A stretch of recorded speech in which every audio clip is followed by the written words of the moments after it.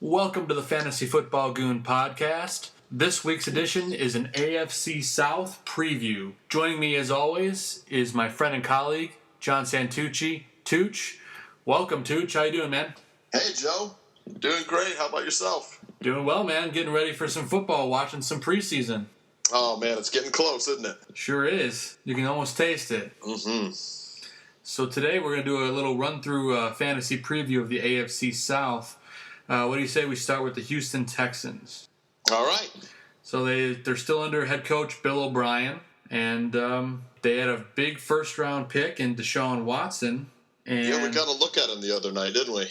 We sure did. He looked pretty good out there. Yeah, he's got some potential. He's got to get through his rookie season, and all that goes along with that, all the growing pains. I'm not looking too much out of this offense. There's the defense is the show in Houston. Oh, absolutely. And, guys like J.J. Watt and Jadeveon Clowney, this defense is obviously going to be something to be reckoned with every year with those guys. Oh, yeah.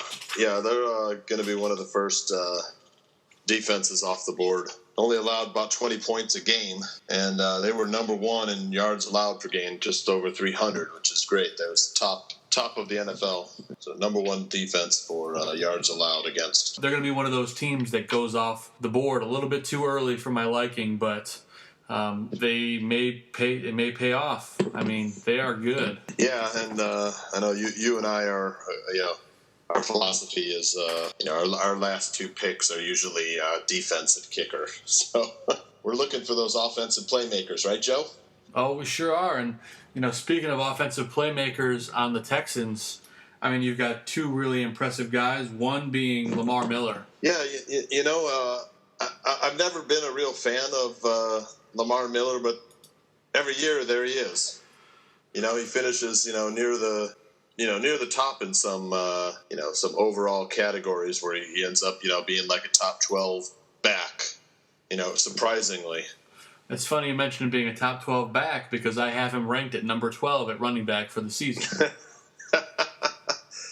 Yeah, and I've had him before, and I have felt the frustration, where you want him to do good, and you're like, this is it, and he just kind of, just has that. He just rides along his floor, which is, a decent floor, but not one of those explosive, win a game for you.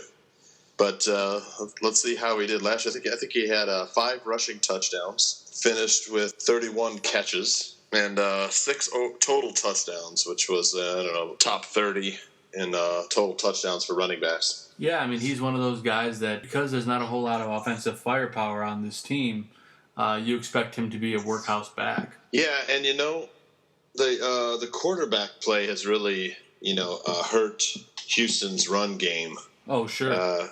They just haven't had anybody. They were stuck with Brock Osweiler last year, who they signed to a giant contract, and man, he was bad. And ended up giving him away to Cleveland to have them absorb that big contract.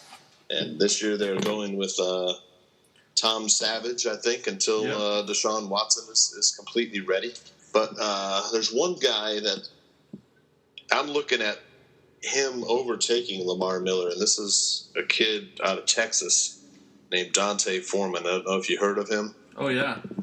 He was the 3rd-round draft pick of the Texans, had 2,000 yards as a junior at the University of Texas, and then declared for the draft. And you know how the Texas running backs are. There's some good ones. Oh, yeah. Jamal Charles. A lot of history of Texas running backs. Yeah, he's a big kid. I mean, he's 6 feet tall. He weighs about up 230. I mean, he's going to be a powerhouse back, and him and Lamar Miller may be a nice tag team combo this year. Yeah, he's big and he's fast, and this is just me. I'm not sure how you feel, but I think Foreman's going to be the guy. I think Lamar Miller might be left out riding the bench. Well, we'll see. I mean, Miller put in a lot of good work last year for a frustrating team. I think they're going to reward him. I imagine he'll have like a 65% to like 25 or 60-30 split with Foreman. Yeah, I mean, I'm sure to start the season, but I got a feeling, Joe. I'll tell you, I think Foreman's going to be the guy come, a lot like we saw Jordan Howard last year. Yeah, with the Bears. Yeah, I mean, Lamar Miller just doesn't have that breakaway speed that Foreman has, we saw it in Chicago. We saw Jeremy Langford, had an okay, decent year in 2015. And by game 3, he was a forgotten man, and Jordan Howard was chasing Ezekiel Elliott for that rushing lead. Yeah, it's true. I mean, I definitely agree that Dante Foreman is going to be worth a late-round pick for sure for a guy that has a lot of potential to help you out down the line. Yeah, I mean, I wouldn't be surprised if for people taking, their 13th, 14th, 15th round, 16th round pick and just saying, I'm just going to stash him on my bench because I just have a good feeling about him. I just have that feeling, it's kind of like I did with Jordan Howard last year. Really? But we'll see, I mean, there's some good, there's a lot of rookie running backs this year, and we're going to get to all of them, but I watch out for this kid, Joe. Yeah, he's a guy to watch. He was arrested mid-July for marijuana possession and possession of a handgun. What I understand that the handgun was legally registered to him and it was secured in the car, and then the marijuana was someone he was riding with. It was a dumb thing to do, of course, but you have to still keep an eye on that because the NFL just sometimes just says, you know what, 1 game suspension for being a dumbass. Right. Well, but we'll see. Still worth a late round flyer for sure. I agree. Moving on to the wide receiving core, you've got DeAndre Hopkins leading the way, who's a fantastic wideout. Yeah. Last year in our league, he got drafted pretty high, and it kind of disappointed last year. But towards the end of the year, finished strong. Finished with 954 receiving yards. That was good for 27th overall among wide receivers. Receptions, he had 78. That's still like 5 receptions a game. So that's a decent floor. Touchdowns, boy, he didn't really get in the end that much. But, he is the guy over there. And, it all depends on who's throwing to him. I think they're going to have some growing pains again. He only had 4 touchdowns last year, but he's one of those guys that's good to target because he had a bit of a down year last year. If DeAndre Hopkins is your 3rd wide receiver, which is probably where he's going to end up, right? Third or 2nd wide receiver, yeah, you could do a lot worse. Yeah, because the kid is talented. He's kind of. 2 years ago, man, he was unstoppable. And last year had a little bit of a down year. This year, if he bounced back, he could provide some value. I'm not sure where he's being drafted right now in mock drafts, but definitely he's a guy. And opposite him is Will Fuller still. Will Fuller, but big news the other day, broke his collarbone. Probably out until the start of the season, maybe past that. Wow. So I'm not up on who's beyond those 2 guys. So I'm not sure. Their third. I don't think. Their third wideout is Braxton Miller. Okay. Followed by Jalen Strong. So. Yeah. Okay. The 2 guys they drafted last year. Yeah. Braxton Miller, former quarterback. I don't think either of those guys are going to get drafted. I liked Braxton Miller last year, but I think, the only guy you're looking at is Hopkins right now. Fuller, maybe when he comes back, he might start the year on the PUP list. Yeah, but after looking it up, it looks like he is going to. It looks like he's going to be out for 2 to 3 months. Okay, so probably the PUP list. They do have a decent tight end, though, C.J. Fedorowicz. Yeah, he's a great tight end, a great receiving threat. He has a good rapport going with both Savage and Watson right now. I have him ranked at 17 at tight end, but he's got a lot of upside and definitely worth a good late-round flyer. Yeah, he really does. He had 89 targets, which was good for 10th among tight ends, 54 catches, and found the end zone 4 times. So as a second tight end, it's a decent option. It's just that, again, the quarterbacks of Houston are going to wait, slow down any offense. The defense, and DeAndre Hopkins are both draftable, and then Lamar Miller, of course, will get picked up as somebody's second running back, probably third round, fourth round. I've seen him go as high as the second round, I think, in bigger drafts, but that's a little rich for me. I think there's other guys out there, especially if you're playing PPR. Oh, for sure. And then if you're looking for a kicker, Nick Novak is the kicker now in Houston. Always been a solid guy. Definitely worth a pick in your last round. I don't see why not. And then lastly, the Texans have their bye week in Week 7. And Nick Novak is their kicker, I think. And yep. He finished with 35 field goals made last year, so that was good tied for second overall. So Nick Novak, again, if you're picking the last year kicker, Novak is definitely an option. And then Houston has a really favorable schedule. Yeah, that's true. So that's definitely something to keep an eye on, especially if you want the Texans defense. So let's move on to the next team here in the AFC South. Yeah. We got the Indianapolis Colts. The Colts. Yeah. So you got Chuck Pagano in his 6th season with the Colts. Offensive coordinator Rob Jasinski in his 2nd season. Colts are always known for that kind of explosive offense. What do you think about Andrew Luck this year? I know he's coming off injury. Man, I'm pretty sure he's going to start the season on the PUP list, which means I think your quarterback's going to end up being Scott Tolzien for the first 6 games, because Luck has not done anything this short off season so far. I don't know. I mean, Andrew Luck, a great talent, has had a hard time staying healthy in recent years. Yeah, but he does have some good weapons to throw to. I know the baby is crying. Oh, it's all right. But you're 100% correct. He's got some great weapons at wide receiver. I mean, you got T.Y. Hilton, Dante Moncrief, Philip Dorsett, and Kamar Aiken. Both Moncrief and Hilton had also trouble staying healthy. When Moncrief was off the field, T.Y. Hilton was great, and when Moncrief is healthy and opposite Hilton, Hilton's production goes down a little bit. But T.Y. has been great, 91 catches last year, over 1,400 yards. He was number 1 in the league in yards for wide receivers, and added 6 touchdowns to go along with that. Yeah, the guy gets... He's a fantastic wideout. 4th overall in targets. So he's got those targets. He's a great PPR threat. I have him ranked in the top 10 at number 8 at wide receiver. Definitely a guy you want. But moving down to some of the other receivers on the Colts, Moncrief is, like you said, when he's healthy, he's fantastic. And then for me, the real guy with potential to break out this year is Philip Dorsett.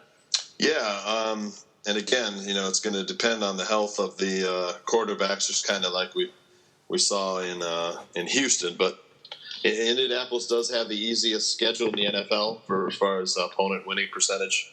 So there's a chance for that offense to really take off, and you still have Frank Gore, carrying the rock there, the ageless one.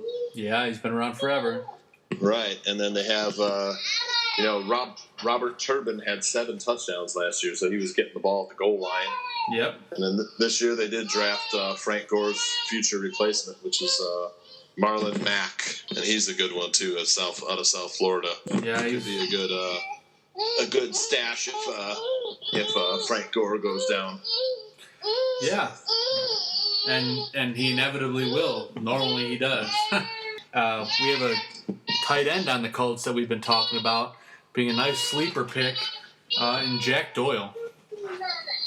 Yeah, and a lot of people expect him to break out. He's could surprise. He doesn't have Dwayne Allen there anymore, and he could end up having a decent season. So it's a good. If you miss out on some of the good tight ends, he's not bad for a first tight end. He might hang in there as a first tight end. So yeah, I think he's got the potential to be a top 5 tight end potentially. I have him ranked to start the season at number 8 in front Right. of Hunter Henry, Martellus Bennett, and Delaney Walker. So obviously, I'm really high on Jack Doyle. I expect him to get a lot of targets and make a name for himself in fantasy. Yeah, I'm looking at him, as a second tight end right now. But again, like I said, it can also be a first tight end. Has the potential to hit that first tight end, maybe 800 yards. Last year had like over 500 yards. Yeah, you should definitely be able to get a guy like Jack Doyle in the, between the 7th and 11th round. I would imagine somewhere in between there. And for that value, I think it's a lot of potential. Mm-hmm. Yeah, and the Colts also have your favorite kicker. They do. Adam Vinatieri basically won me my league last year. Another ageless one.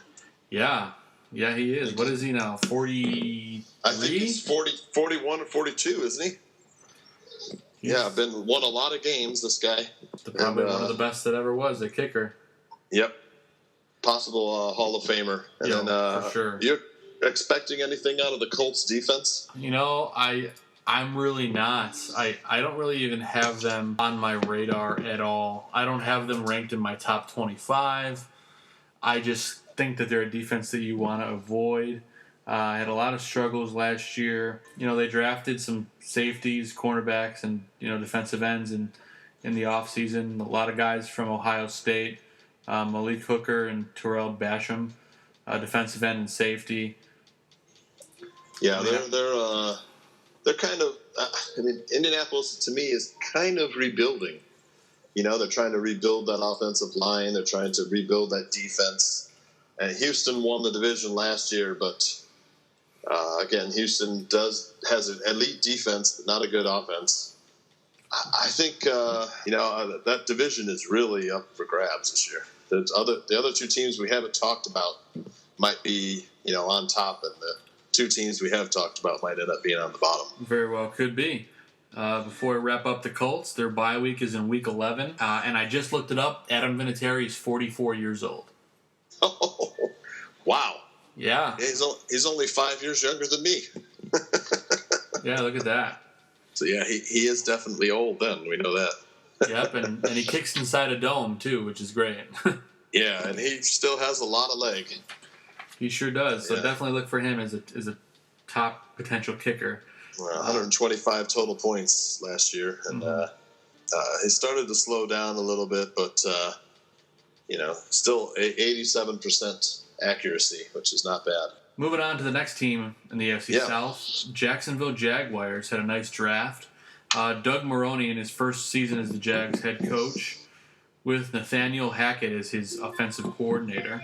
At QB, they have Blake Bortles, who is really underwhelmed in his last 2 seasons. Yeah, Bortles, does a lot.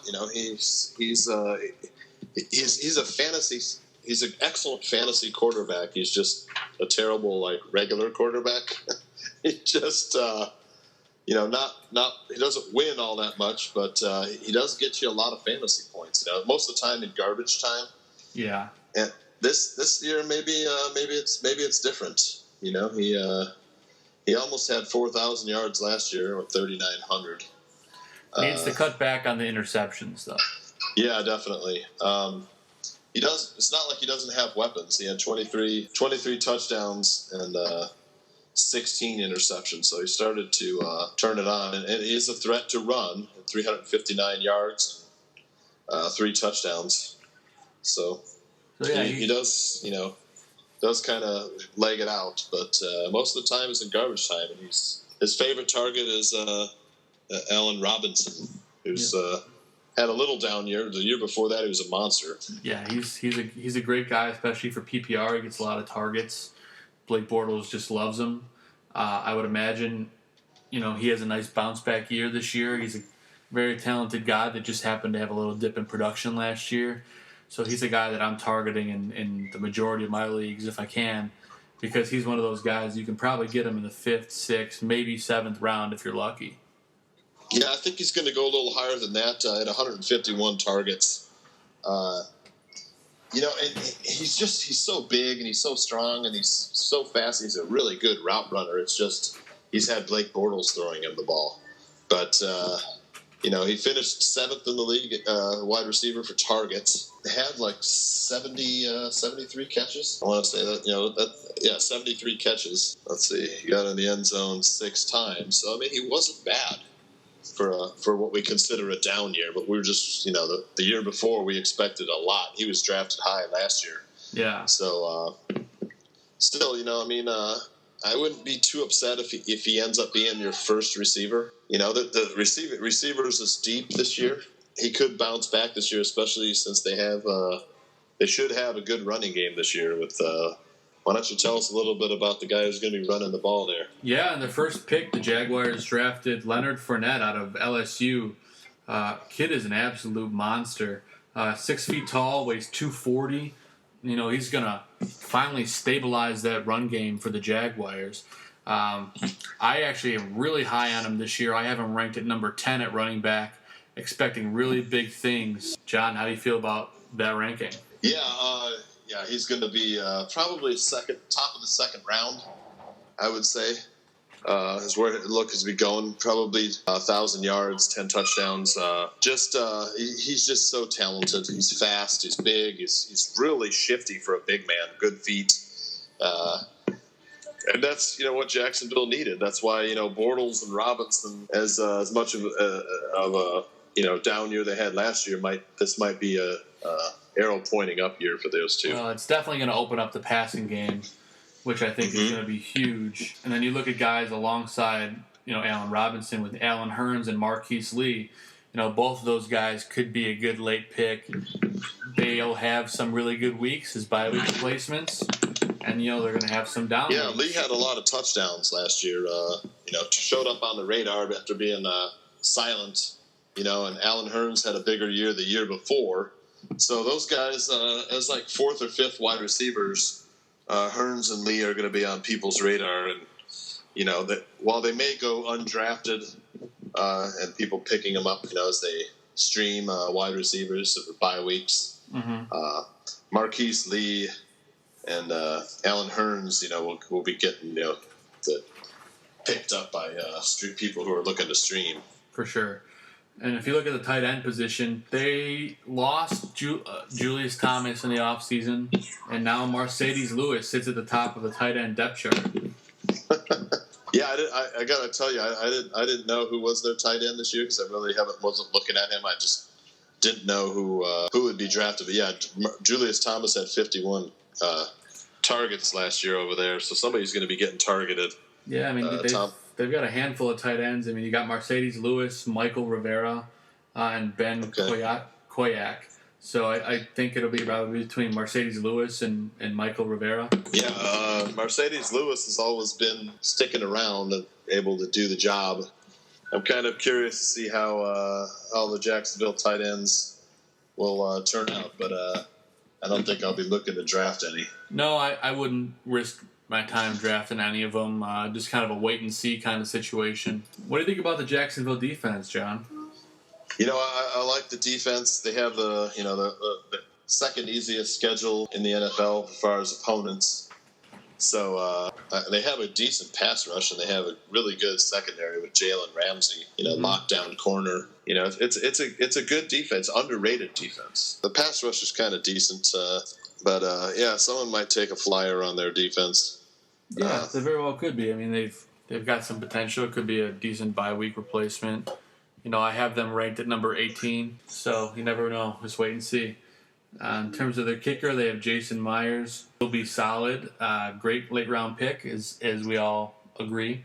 In terms of their bye week, the Jags have a bye week on week 8. And without further ado, let's move on to the last team in the AFC South, much improved, Tennessee Titans. Right, this is the team I think will probably come out on top of this division. I just like the moves they've made this offseason. Marcus Mariota really had a strong finish to last season.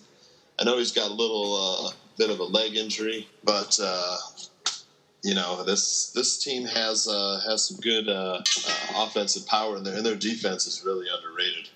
It really is. I mean, let's talk a little bit about their running backs first before we get into defense. You got DeMarco Murray and Derrick Henry. DeMarco Murray is the guy who handled most of the chores last year, but he also is getting up there in age, much like LaShawn McCoy. But he's a two-way threat with receiving and rushing. He finished he finished third in the NFL for running backs, 1,287 yards. So he's still getting it done. He's going to be somebody's first lead back. Had 377 rushing yards and finished fourth overall among running backs with 1,600 yards and third overall with 346 touches. Wow. So, yeah, the guy still getting it done as age, 53 catches, had 9 touchdowns on the ground. So, yeah, DeMarco Murray, he's still the guy there. He is. Which makes Derrick Henry probably, Derrick Henry's so talented. We expected a lot of him as a rookie last year because people said, eventually he's going to take over. So he might be the number one handcuff this year. Oh, absolutely. I mean, if you can get Derrick Henry towards, the late rounds of your draft, I think he's a great guy to hold on to. If anything happens to DeMarco Murray, Derrick Henry will be a great back to have on your in your lineup. Oh, definitely. And I know we mentioned talking about Marcus Mariota dealing with a little bit of an injury. But the kid is still a great quarterback. I mean, he's going to run on you a lot. And even with the injury, he's definitely worth, an early round draft pick. I wouldn't say first or even second, but, third or fourth round, I can definitely see you taking Mariota.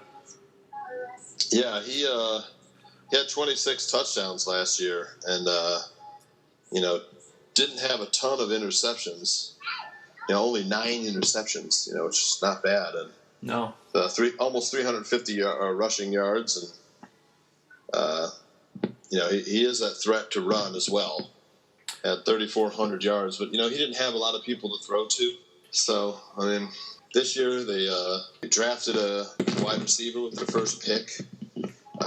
Corey Davis. Right, he was a monster in college. He's big. Out of Western Michigan, 6'3", weighs 209. Yeah, and he's a good one too. He runs great routes, gets good separation, got great hands. You'll have him. We'll see. Again with rookies, you never know. Well, he's going to have some good veterans on his side. I mean, they just also picked up Eric Decker. Right, and he's a guy that's had a lot of touchdowns. Injured almost all of last year, I think. For the majority. 2015 had double-digit touchdowns. And, he's one of the top leaders in touchdowns over the past few years if you take away last year. Eric Decker is there. And Rashard Matthews had a, slow start. Mm-hmm. Finished really strong at 945 yards and 8 touchdowns, I think. Hill also had 9 touchdowns, I'm sorry. So, not a bad year for Rashard Matthews. No, not at all. I mean, those 3 guys are all worth drafting in some capacity. Out of all those guys, obviously, I imagine Decker will go the highest out of all of them, followed by Davis and Matthews. But. Yeah, I think it's probably right. I'll probably say Matthews will go higher than Davis just because of the rookie factor. But you still have Delaney Walker at tight end. Now, with all those targets, I'm kind of the mind that Delaney Walker will take a little step back. He's in his 30s now. Still a good tight end. I'm not gonna take him high if I did take him. I would wait on him. There's so many other guys for them to throw to. Yeah, I couldn't agree more. I mean, I moved Delaney Walker outside of my top 10 this year. I ranked him at number 11. Behind guys like Martellus Bennett, Hunter Henry, Jack Doyle, Tyler Eifert, Jimmy Graham, and all those guys. Yeah, but if you're the 12th guy to pick a tight end, you can do a lot worse. He had 7 touchdowns last year, 800 yards, 65 catches, 102 targets. So Mariota, Mariota likes going to the tight end. But as Mariota grows into more of a NFL quarterback rather than a young quarterback, he's gonna stop relying on his tight end and trust his arm and start hitting Eric Decker, Rashard Matthews, and Corey Davis. And DeMarco Murray is still getting a lot of catches. So, yeah, I think Delaney Walker for me is a wait. If you can get him in the 8th round, it's probably a bargain. Yeah, for sure. 6th round, okay. If you're looking at drafting him in the 5th or higher, you're kind of nuts. Yeah, I think he's not dependable enough to do that. Yeah. Yep. So, let's talk a little bit about the Tennessee defense. Yeah, and I like this defense. They have as easy a schedule as any. They have the Colts are the only team to have an easier schedule. The same easiest schedule as the Jaguars. So the Tennessee defense, I look at as you can get with your second to last or last pick. They're still out there as people pick up teams like Minnesota, Kansas City, and Houston, Seattle. So yeah, I like the Tennessee defense. I think that's a real bargain. They're not bad. Yeah, they drafted a lot of guys on the defensive side of the ball too. They drafted a cornerback out of USC, Adoree Jackson. Right. Also, great kick returner. Mm-hmm. Yeah, you've got him. They also drafted, Jayon Brown out of UCLA at linebacker. They're going to be an improved defense, and they were already good last year. Yeah, this is a sleeper defensive pick for me. Of course, now that we told everybody about it, it's not a sleeper anymore. Yeah, right. Yeah, field goal kickers Ryan Succop, and he's the 3rd most accurate kicker in the league. Also, he's a guy that you can pick up, last pick. And you're going to get, someone that will get the job done for you and not have to worry about, and I think Tennessee's offense will score more points than they did last year. So right along there will be their kicker. I don't know if he'll get drafted or not, but, it's streaming on a bye week. You could really pick him up and get by for that week. Yeah, the Titans are an exciting team, and it's a pretty exciting division because there's no clear-cut favorite in my book. Yeah, I agree. AFC South will be exciting to watch, as will the remainder of the fantasy season. Thank you guys for tuning in today to the Fantasy Football Goon podcast. I'm Joe Mando the Goon, and with me is Tooch. We are signing off. John, thanks for joining me, buddy. Thanks, Joe. Love talking fantasy football. Absolutely, man. Let's tune in a little bit later this week, and we'll be doing the NFC South. Thanks for tuning in. Follow us on Twitter at FFBGoon or like us on Facebook. Also, check out our weekly rankings on fantasyfootballgoon.com. We answer all questions all year long. See you guys next time.